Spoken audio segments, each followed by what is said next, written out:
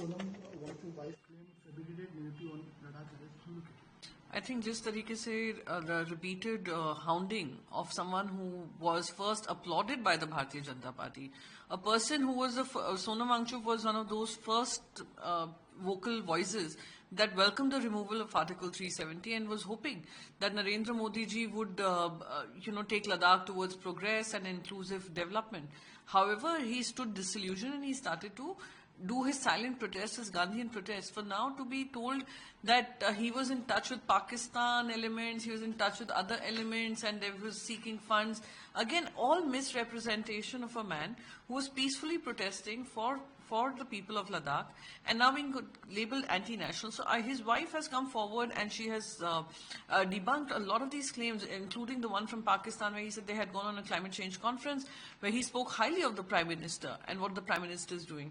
So it clearly looks like a witch hunt without Bharatiya Janata Party holding its own people accountable, without realizing the fact that the kind of damage that they have done to the people of Ladakh.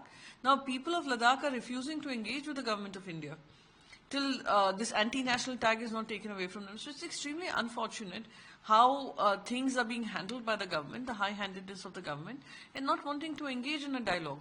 So with the wife coming on record and saying all of this, I think it is important that the people of the country also realize that, when the government starts to fail or flounder, they start to find scapegoats. This is what is happening. They call the anti-bill protest, the farmer bill protest, as those fueled by Khalistanis, by anti-nationals, by Pakistanis, and so many of the farmers died in those protests. Similarly, we saw in Manipur. So this is extremely unfortunate, and I would again urge the government. Here was someone who was your biggest vocal supporter, and he is requesting for something, for you to now put him behind bars and call him anti-national, I think is extremely unbecoming and also, I would say, insulting the intelligence of the people of this country. Ma'am, while PM Modi Ma'am, PM Modi warns, he said that demographic change bigger threat to social harmony than infiltration. I think the entire narrative that is being built around the nation is extremely, I would say, divisive and also dangerous, because it also opens up for people to start taking law and order in their hands and also create an environment of disharmony, which at this point in time when the country is already facing a lot of challenges coming from, let's say, America and other parts of the world, India can do without. So we have to focus on our growth story rather than creating more fissures in an already divided society that we live in.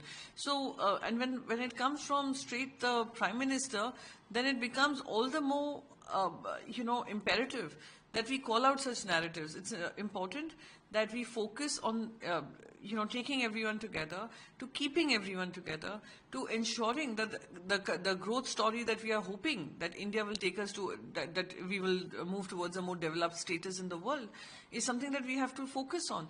All of this is just something which will divide our society and create more fissures for the future. Ma'am, recently, former Home Minister Chidambaram has given a statement that after the 26/11 attack, we did not attack Pakistan under US pressure. You all have been repeatedly asking the same question. Even yesterday I had answered this question where Chidambaram ji categorically said that he had taken charge after the attack had happened. Let's not forget, a lot of Americans also died in that attack. The terror attack was global in nature, because people who were killed were not just from India. They were also from America, they were also from Europe, they were also from Israel and various other parts of the world. So it was a collective responsibility to hold those who were behind this accountable. Chidambaram ji has categorically said that he was not much aware when he took charge of how things are functioning. He was personally wanted to retaliate. The Foreign Secretary in his book called Choices has also said he personally wanted to retaliate. What held back, what did not happen, is something for history to judge. But people of the country have judged. People of the country gave a massive mandate to Narendra Modi ji in 2014 on the basis of all the loopholes which he exploited and said that this is what were the failures of UPA. Now the point is 2025 has seen a first kind of its attack where they're asking for people's religion before killing them.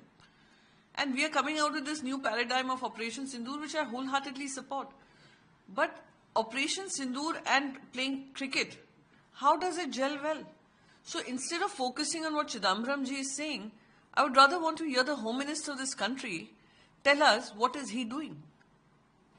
Ma'am, जिस तरीके से आज 100 years complete हो गया celebration में प्रधानमंत्री ने कहा है कि जहाँ पर भी आपदा आती हो, चाहे वो नेचुरल कैलेमिटीज हो, वहाँ पर आरएसएस हमेशा जो स्वयं सेवक होते हैं वो हमेशा आगे होते हैं। चाहे वो 1984 में सिख जब नरसार हुआ था उस समय भी जगह दी गई थी, स्वयं सेवक ने आगे आके मदद की। कैसे देखते हैं पूरा प्रोग्राम?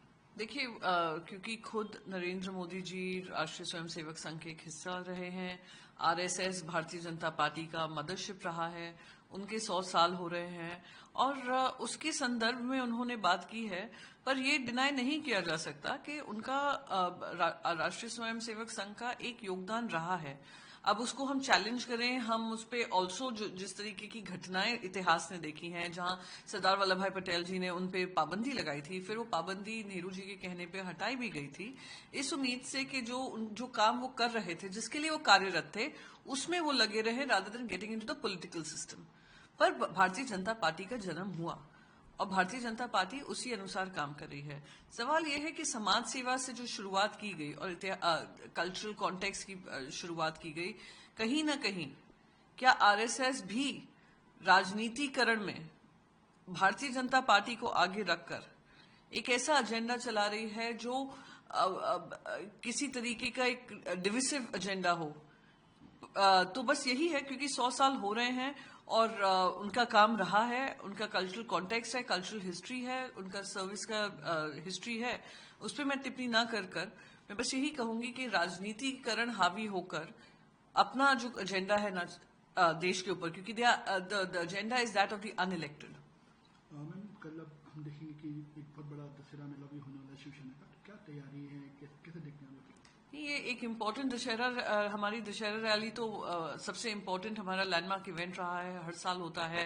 हमने जब शिवसेना पे आपदा आई, जनता ने उनको समर्थन दिया, जनता ने हमें और सशक्त बनाया, मजबूत बनाया और ये लगातार जनता से डायरेक्ट संपर्क पक्ष प्रमुख का रहा है, चाहे वन्य हिंदू हृदय सम्राट बाला साहेब ठाकरे जी हों और अब उद्धव साहब ठाकरे जी हों।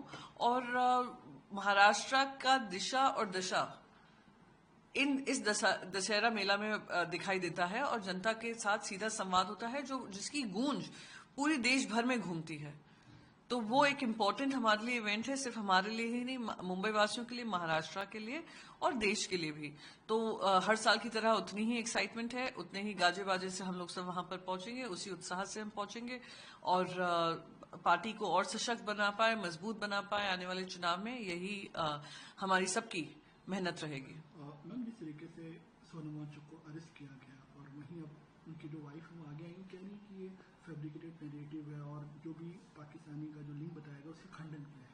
तो जो वो बता रही हैं वो आई एम होपिंग कि पूरा देश सुनेगा, क्योंकि वो सोनम वांगचुक जी जिन्होंने जब 370 धारा हटी थी सबसे पहले उसका स्वागत किया था, नरेंद्र मोदी जी की तारीफों के पुल बांधे थे, ये अपेक्षा उनको जताई थी कि अब जो इतने सालों से लद्दाख की मांग रही है वो कहीं ना कहीं पूरी होगी। अगर आप देखें तो एक डिसइल्यूजनमेंट आया है, उस डिसइल्यूजनमेंट के चलते उन्होंने अपने गांधीयन प्रोटेस्ट को अंडरटेक किया। कौन नहीं जानता है वो क्लाइमेट चेंज वॉरियर रहे हैं और पाकिस्तान में वहां पे जाकर भी उन्होंने तारीफों के पुल प्रधानमंत्री मोदी जी के ही बांधे हैं। अब उसी पाकिस्तान विजिट का जिसका परमिशन हरी झंडी सेंट्रल गवर्नमेंट देता है, उसी का इस्तेमाल करके उनको एंटी नेशनल का तबका लगाना कहां तक सही है? तो आप अपनी लड़ाई जो है जनता के साथ नहीं है, आपकी लड़ाई देशवासियों के साथ नहीं है, आपकी लड़ाई जो है उन लोगों के साथ है जो देश के खिलाफ काम कर रहे हैं। ये देश के खिलाफ नहीं काम कर रहे थे, वो अपने लद्दाखियों के लिए काम कर रहे थे।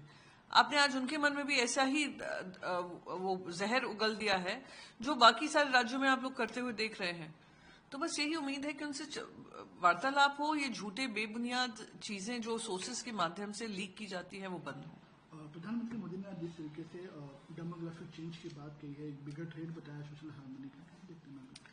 तो मैं बस यही कहूंगी कि देश के प्रधानमंत्री खास करके जब इस समय पे ऐसी चैलेंजेस दुनिया की तरफ से देश पे आ रहे हैं, चाहे वो टैरिफ्स को लेकर हों, चाहे वो पाकिस्तान को लेकर हों, चाहे वो जो डिस्टेबलाइज्ड कंट्रीज हैं हमारे नेबरहुड में उसको लेकर हो, अगर हम उस पर ज्यादा फोकस करेंगे तो शायद देश का जनता का भला होगा। पर ये बार बार हम डेमोग्राफिक जो बात कर रहे हैं, चेंजेस के बारे में बात कर रहे हैं कि इट्स अ बिगर थ्रेट, तो कहीं ना कहीं एक एजेंडा दिखाई देता है जहां पे वो जो ध्रुवीकरण वाला एजेंडा है उसी को टेकिंग फॉरवर्ड बातचीत की जा रही है। इस समय पे पूरा देश आपके साथ खड़ा है प्रधानमंत्री जी। ऑपरेशन सिंदूर, पहलगाम के आतंकवादी हमले के बाद सब आपके साथ खड़े हैं।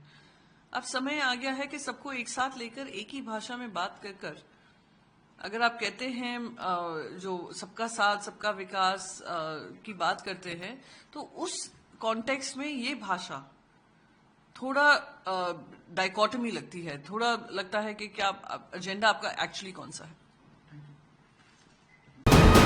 वीके न्यूज, राष्ट्र के नाम।